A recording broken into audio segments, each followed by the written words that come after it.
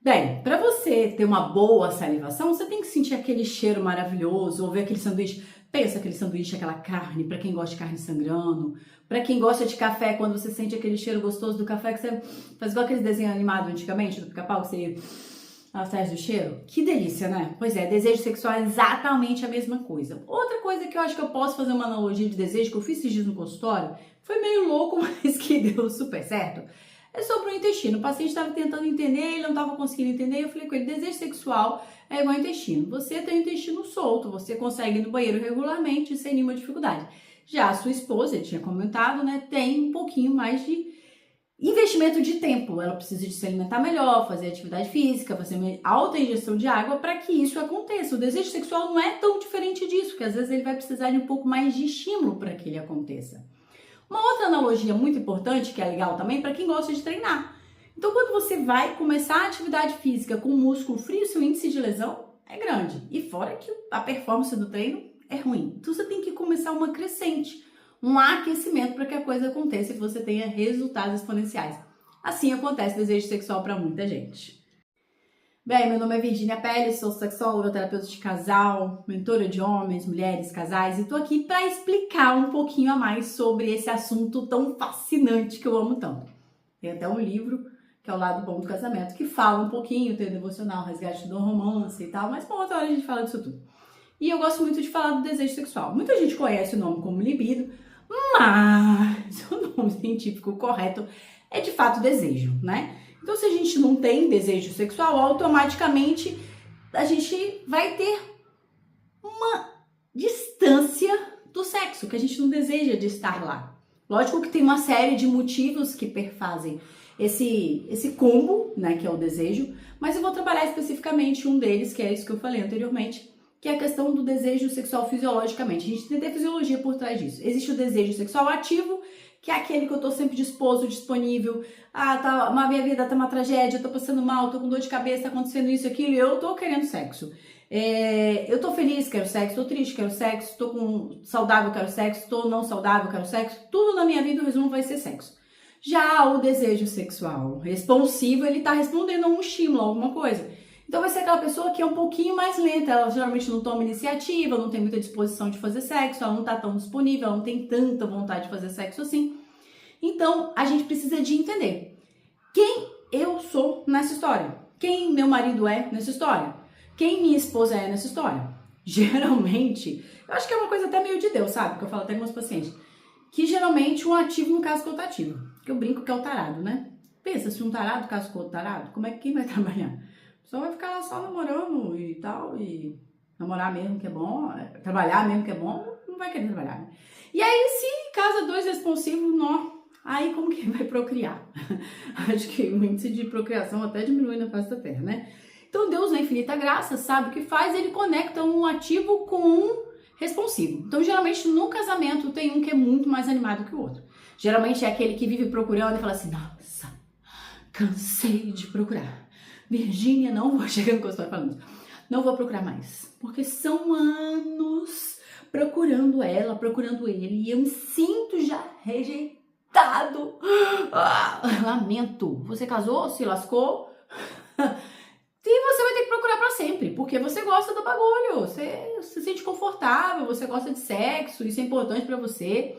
E para outra pessoa, ela tem um desejo fisiologicamente diferente. Então, ela tem que trabalhar essa mentalidade, uma série de outros fatores que a gente trabalha na mentoria, trabalha no processo terapêutico, que tudo isso envolve um desejo sexual e aí é uma mudança de atitude, de comportamento, de mentalidade para que ela aprenda a lidar com o desejo responsivo. Por isso que eu brinco aqui no consultório que eu taro a galera.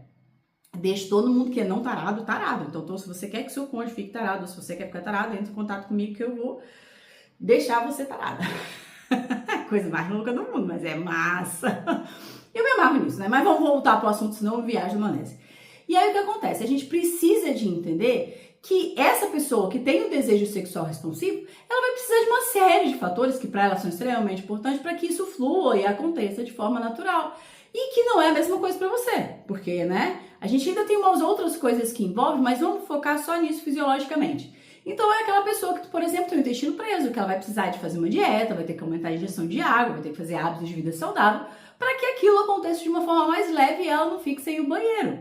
É a mesma questão de quem não tem muita salivação, vai precisar de um estímulo. Então, às vezes, algum estímulo referente à visão, olfato, vai gerar um estímulo que isso vai acontecer e a salivação vai acontecer. A mesma coisa o desejo. O problema é que a gente coloca o desejo numa caixinha que é como se fosse uma coisa assim, uou, paralela, e não é. Faz parte da nossa vida. O sexo é algo que nos acontece, não é algo que nos acontece, melhor, né? Que tá até escrito no lado bom do casamento. É algo que a gente faz acontecer. Então, às vezes, você fica esperando o sexo acontecer na sua vida e ele, às vezes, não vai acontecer porque o seu desejo sexual é responsivo. Já quem tem desejo sexual ativo, a coisa pode ser movimentada por essa pessoa e aí vai acontecer mais fácil. Mas para quem não tem, vai demorar um pouco mais para acontecer e tá tudo bem, isso é fisiologia, é o seu corpo. É só você aprender a lidar com isso, aprender a controlar padrões mentais, padrões comportamentais e que isso vai mudar na sua vida. Por isso existe processo terapêutico. Então, se você tá casado com alguém que tem o desejo sexual responsivo, não canse de procurar, não canse de ir atrás. Porque se você cansou, o casamento vai acabar. Porque ou leva essa pessoa para terapia para ela mudar de mentalidade, para mudar de vida. Porque senão isso vai ser muito difícil ser rompido naturalmente. E aí ninguém tá falando disso porque até acredito que esse vídeo pode ir para frente, mas espero ajudar pelo menos uma pessoa. Porque as pessoas não levam esse tipo de informação a sério, porque isso é fisiologia e nem todo mundo gosta de fisiologia. Lógico que é uma fisiologia de uma forma muito mais prática de você entender, mais comum, tá? Pela realidade do consultório, de palestra que eu dou pelo Brasil afora. Então a gente precisa de entender isso. Se eu tenho desejo sexual ativo, eu vou ter mais vontade.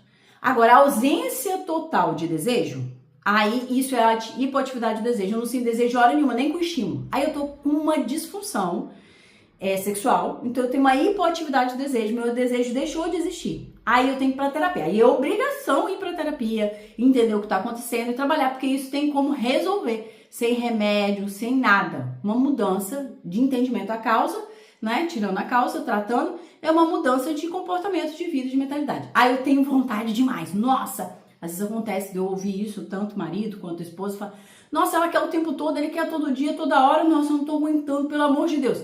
Então aí tem outra situação, que é uma hiperatividade do desejo. Então eu tenho a hipo, que não tem nada, e eu tenho a hiper, que tem muito, que é muito.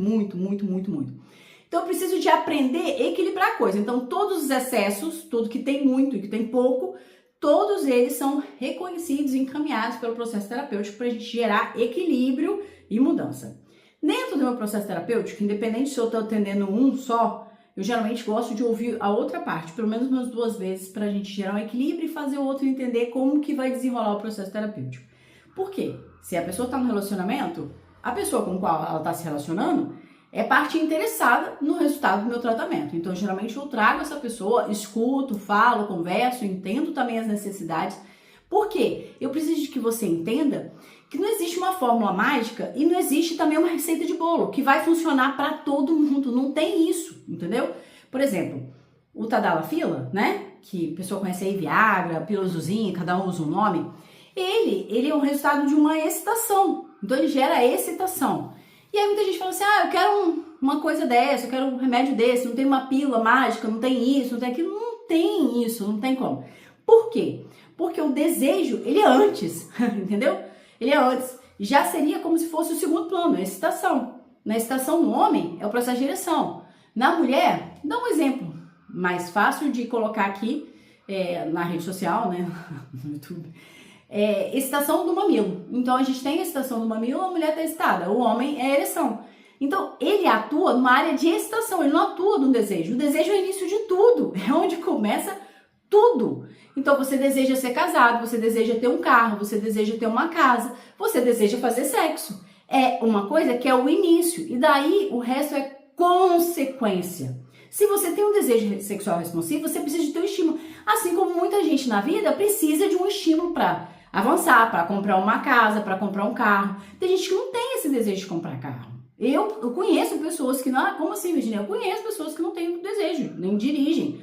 Outras que não têm vontade mesmo, apesar de ter condições financeiras, mas acho uma coisa supérflua, não necessária. Não tem esse desejo. E o que essa pessoa tem de errado? Nada. Nada, não tem nada de errado. Ela só tem uma visão de mundo diferente e necessidade diferente. Ela não está errada em não querer ter um carro. Não tem certo e errado. É a mesma questão do desejo. Tem gente que não vai ter um histórico com sexo muito bacana, ou nem teve, não teve uma construção, não tem memória, não teve muita coisa. Então, automaticamente, essa pessoa vai ter um desejo sexual responsivo, ela vai precisar de responder a um certo estímulo. E aí, de novo, cabe a você, se você tem o desejo sexual ativo, gerar esse estímulo nessa pessoa. Virgínia, pra sempre? Ade pra sempre. A não ser que venha pra terapia, essa pessoa mude de mentalidade. Entendeu? Bem, espero que você tenha entendido o recado. Se você precisar, no meu site www.virginiapeles.com.br, Peles com 2 L's, e P de pato, que gostoso, o sexo gostoso é aquele de pele com pele, e a 2, por isso tem 2 L's. Mas meu pai e minha mãe que fizeram assim, tá? Não foi estratégia de marketing, não. A piadinha eu inventei depois. Quiser comprar o livro, tem lá uma série de informações, lá no site tem, você entra em contato lá. E também tem minha terapia, é só você me chamar aí, entrar na rede social, virginia.peles, que você me acha, tem lá o meu direct, meu celular, o WhatsApp, no site também tem. Então, se você quiser realmente mudar de vida e ter resultados expressivos, entender o desejo sexual na sua vida, entre em contato, porque existe um universo maravilhoso do outro lado que pode te transformar de uma vez por todas e você parar de ser a pessoa que espera alguma coisa no seu relacionamento e ser muito mais ativo e viver o lado bom do casamento, do seu relacionamento, da vida e se divertir muito e aproveitar muitos orgasmos poderosos. Beijo, até o próximo encontro.